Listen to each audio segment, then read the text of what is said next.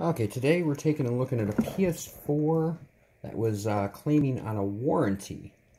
Well, originally, what was in for repair was the HDMI port back here.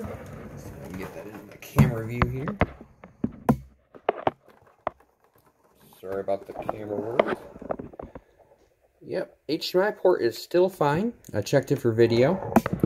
We still have perfectly good video. Problem is, the disk drive doesn't work. Well, last time I checked, and if any of you have ever taken apart a PS4, you don't go anywhere near the disk drive while fixing the HDMI port in the back.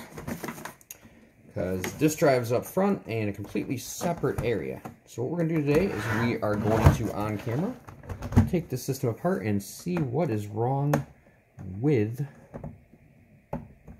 the drive to see what exactly happened in there.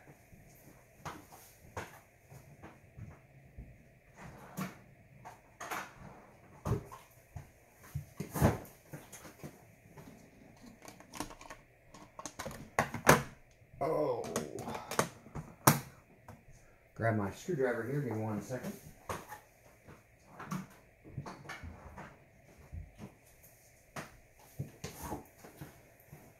Seem to have not put my normal screwdriver back, so we'll use one of these ones. Works the same, still has a security bit, just takes a little bit longer to get all the screws out with.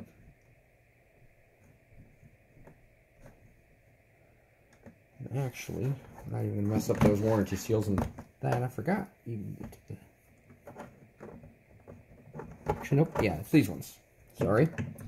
I always forget which side of the system needs to be taken apart. Get to what part?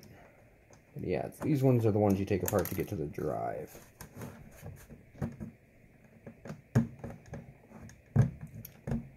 And as you see, at least they didn't take off my warranty seals. But of course, it wasn't a warranty anyways. Customer was very upset with me, but what can I do? A disk drive is a disk drive. An HDMI port is an HDMI port.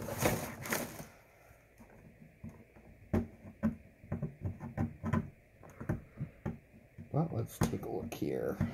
Oh, these warranty seals are really nice for showing tampering, but they're kind of messy to take off. Okay. And grab this. These are nice and easy to take apart if they've already been taken apart before. Move that out of the way. And disk drive is all right there.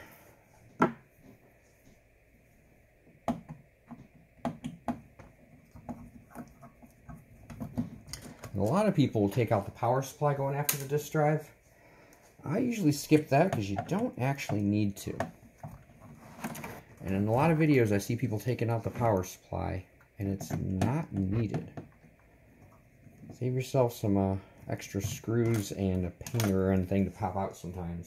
A lot of times you take out the power supply, you gotta like pry under here to get the whole thing to pop up because it's in there pretty good sometimes. But what we do, you just you slide your antenna back out of the way there.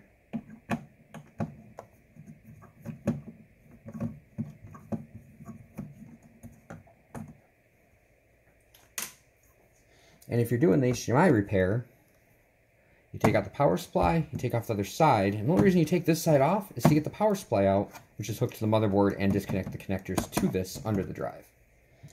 But other than that, there isn't really much that has to be done with the drive. I mean, you disconnect the connectors, but that's down here. And actually, let me demonstrate the noise this is making, that you know something's wrong with the disk drive. Should need to put it back together the rest of the way. And let's see. Check button here. Maybe now it's not going to make the same noise. Maybe it just doesn't like to be laid upright. Could be the pressure of the casing. Could be causing issues with it.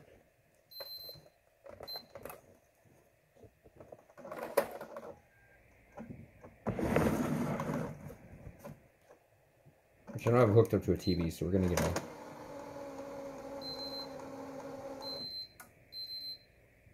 Yeah, I'm not getting the noise this time. Probably from shifting up to down. There it goes. Not as loud with the casing off, but yeah, definitely something either stuck in there or something. But we're going to find out. Now, they also have a damaged hard drive, so that one I told them about when they were picking up the system. Well, I was going to tell them about when they picked up the system, but I wasn't at the store when they picked it up. Which, what I think probably happened is somebody punched the top of the system, right where the hard drive is, and damaged the disk drive right through it. But, I mean, that's just conjecture. But I've seen it done before, and just so you know, if you punch your system, you will damage your hard drive and your disk drive.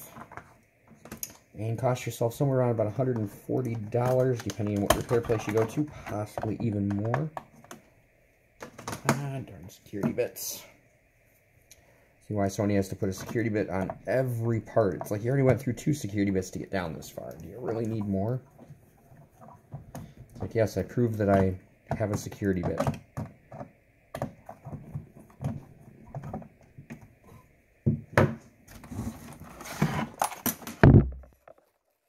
Sorry guys, bumping the system with my bumping the camera with my system there.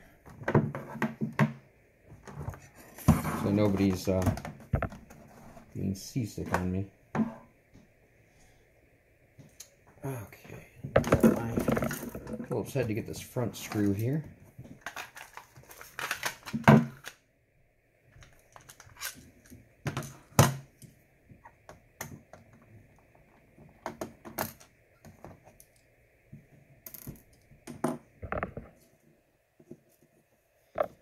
Always put your screws somewhere where you can keep track of them, or magnetic mats usually work pretty good for them.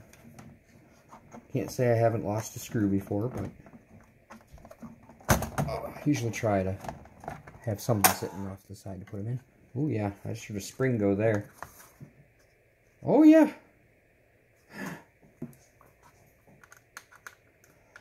Looks like you can see there, push right there. Looks like there's 2 discs in that drive.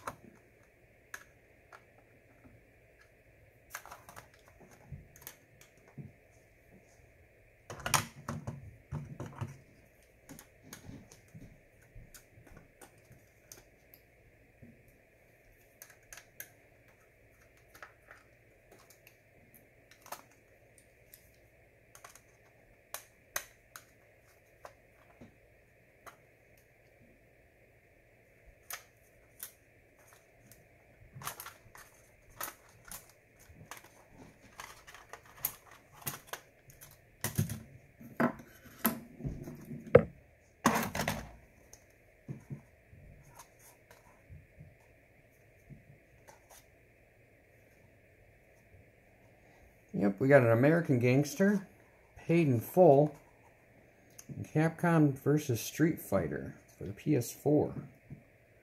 Yep, well, looks like somebody just kept shoving discs in that system. We got 3.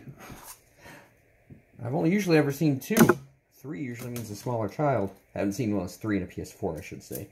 I've seen 6 in a PS3 once. Actually, I'm surprised. This mech usually breaks loose, and I usually have to reassemble all the gears. Looks like they actually got lucky on that one.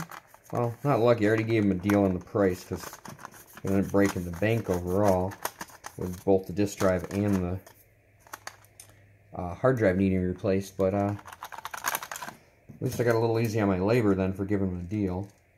For fixing both things at once. Knocked about 60 bucks off the price for them. And basically that's it. You just get whatever's in the way and pop those pieces back together. Which actually, I can just demonstrate that on camera. Oh, nope, it did pop loose after all. It just was barely hanging on there, I guess. This little piece here pops out. You gotta refeed it. All the times we gotta do is pop this up. Refeed this into here. Put it back down in there. And it pops back in like that. And that's how that works. It's really loose, but that's so that when you put multiple discs in like that, it doesn't start throwing off your gear ratio, which hopefully they didn't throw off in here or anything to grind some gears or something. That would not be pretty or fun to fix. Same thing up here, you don't want any of these gears get all messed up, so they basically make everything release real easy in there. Which actually looks like they caught a little bit on here. A little bit of damage on the little nubby part here that catches the discs, but doesn't look like it ruined anything, hopefully. Okay, well, let's get it back together and see if the discs come in and out correctly.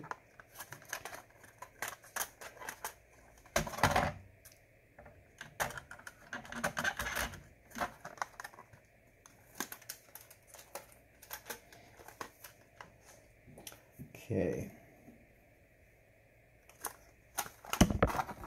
Same reassembly, you just put the same screws back in the same places. If you don't remember which ones they were, there's 3 Phillips heads on the top here. Get you past the gears. I don't know if I actually even mentioned them when I was taking it apart. Guess sometimes I forget I'm making a YouTube video. Get, you know, into my work. I mean, it's always nice when you can forget you're actually working, right? Not that I make any money from my YouTube videos, but hey, at least I help people out.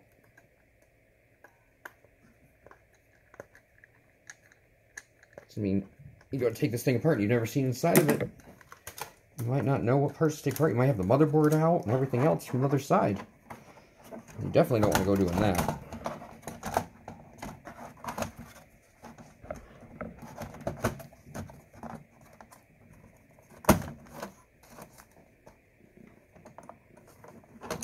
Now, when you don't take out the power supply, this one's a little harder to put back in. All you gotta do is take something, stick it like this, line it back up. Actually, it's easier if you can see where you're going with it. A little connector under there, you just gotta get it lined back up with it. And there you go. Use something just to shove it back in place there. Try not to, of course, push inside the wires or cut the wires with whatever you're using. Actually, I recommend probably something plastic, not metal, just to avoid the cutting, but I know where to push, so I usually use a flathead screwdriver or something like that. Actually, a lot of times I'll use my screwdriver that actually is my security bit, but not when it's an Allen wrench type security bit. That's, or a key, I should say. That's what those are called. Those are a little harder to use as a tool, other than unscrewing something. Okay, now we got all that back in place. All we gotta do is tighten down a few more screws. Since we had the Phillips head out, we might as well finish off the last screw that needs a Phillips head as our starter screw. That's the front one here.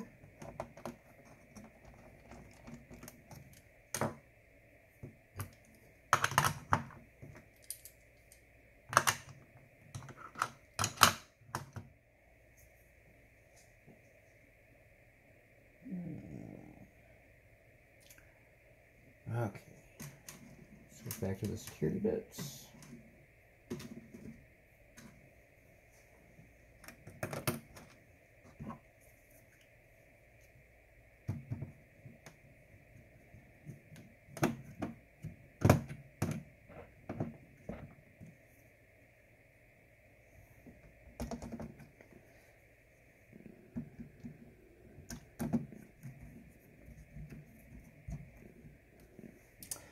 Actually, a funny story why I'm putting these screws back in. I had a warranty claim the other day. The system came in. It was fixed supposedly right before this one, by the date they were saying. But I always forget that screw underneath there. Right underneath where that goes. And kind of just as much of a pain as that wire is. Well, not really that big of a pain, but back to the story. It looked kind of like one of my slips, but it didn't look like it had ever been attached to a system.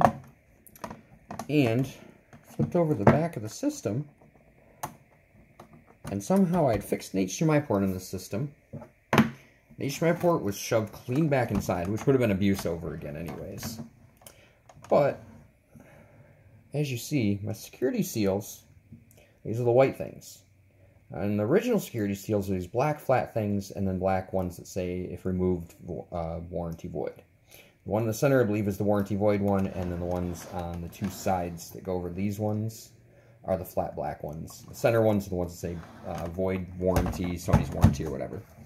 Well, those were kind of on there, like somebody put them back on, but they still weren't my warranty seals. And the customer would even have the original Sony warranty seals to put back on the system, or to have, period, if I had fixed an HDMI port in the system. Because as you've seen, I had to peel off 3 warranty stickers on this one and the one in the center. Which, that was an older model, so it also had the warranty seals would have been up here in these corners also, which this is the newer model that they removed those in. But, so I'm like, this isn't a warranty.